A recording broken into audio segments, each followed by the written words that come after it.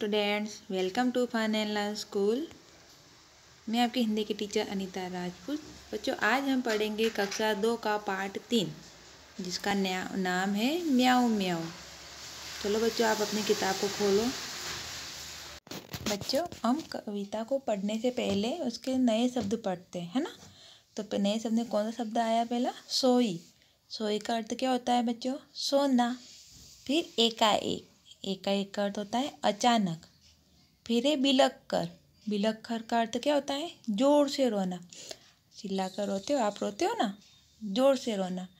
फिर है नोक। नोक का अर्थ होता है टिप या सिरा। फिर चुंटी। चुंटी का अर्थ क्या होता है? अंगूठे और उंगली से पकड़ना।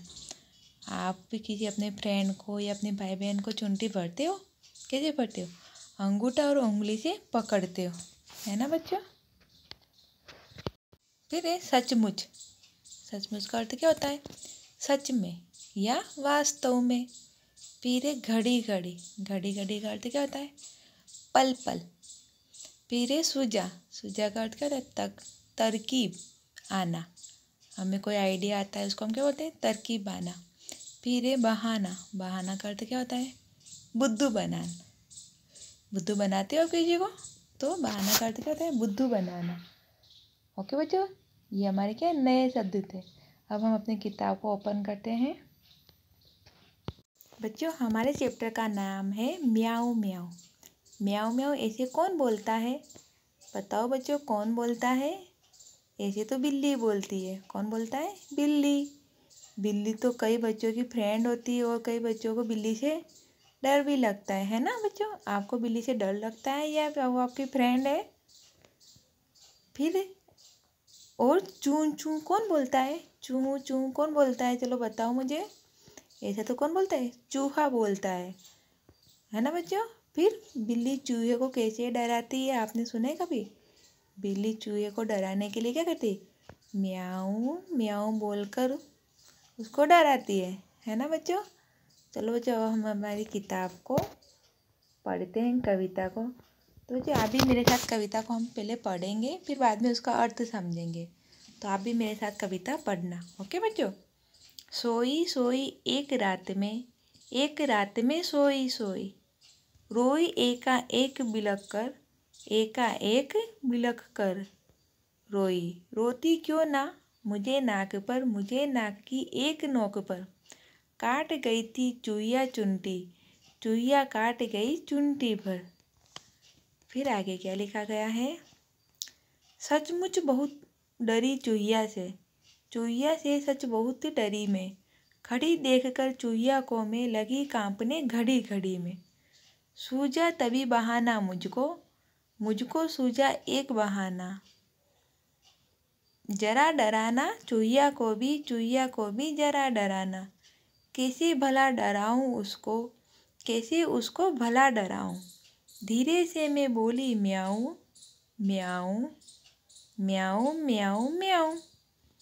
बच्चों, ये हमारी कविता थी। चलो हम पढ़ते हैं, अब इसका अर्थ समझते हैं, मतलब इसकी व्याख्या करते हैं ना। तो क्या लिखा हुआ है? सोई सोई एक रात में सोई सोई, रोई एकाएक बिलख कर रोई। ये लड़की बोल रही है कि एक रात में मैं सो रही थी और मैं अचानक जोर से रोने लग गई, मतलब जोर से रोई। क्यों रोई? चलो आगे पढ़ते हैं। हम रोती क्यों ना, मुझे नाक की एक नोक पर काट गई चुईया काट गई चुंटी पर। रोती क्यों ना मतलब मैं रो क्यों नहीं। मुझे नाक पर मतलब मुझे नाक की नोक पर काट गई चुईया। तब नाक पर क्या चुईया ने काट खाया था। चुईया काट गई चुंटी पर मतलब चुईया ने मेरी नाक पर चुंटी भर दी थी। लड़की क्या बोल रही है?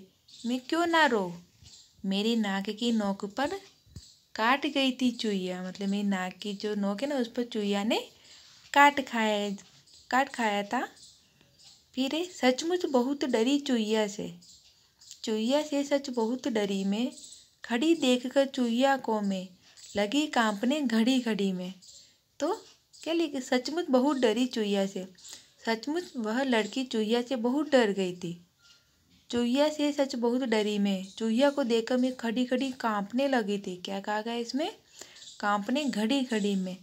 मतलब वो लड़की बोल रही कि मैं चूहिया से देखकर बहुत डर गई थी। चूहिया को देखकर मैं खड़ी खड़ी कांपने लगी, पल पल में कांपने लगी, घबरा गई थी। क्या करने लग गई थी? घबरा गई थी। सूझा तभी बहाना मुझको, मुझको सूझा एक बहाना, जरा डराना चूहिया को भी जरा डराना। तो लड़की को उसी समय एक विचार आया, तरकीब आई। लड़की ने एक बहाना सोचा। क्या किया? बहाना सूझा। चूहिया को भी जरा डराना, मतलब चूहिया को डराने के लिए लड़की को एक बहाना सूझा, एक तरकीब आई। कैसे भला डराऊं उसको, कैसे उसको भला डराऊं। धीरे से मैं बोली म्याऊं म्याऊं म्याऊं म्याऊं। तो लड़की ने धीरे से क्या किया? पहले सोचा कि कैसे मैं उसको डराऊं, चूहिया को मैं किस तरीके से डराऊं। फिर लड़की ने धीरे से म्याऊं म्याऊं बोला। जैसे ही लड़की ने म्याऊं म्याऊं बोला होगा तो चूहिया ने सोचा होगा कि बिल्ली आ गई है और चूहिया भाग गई होगी।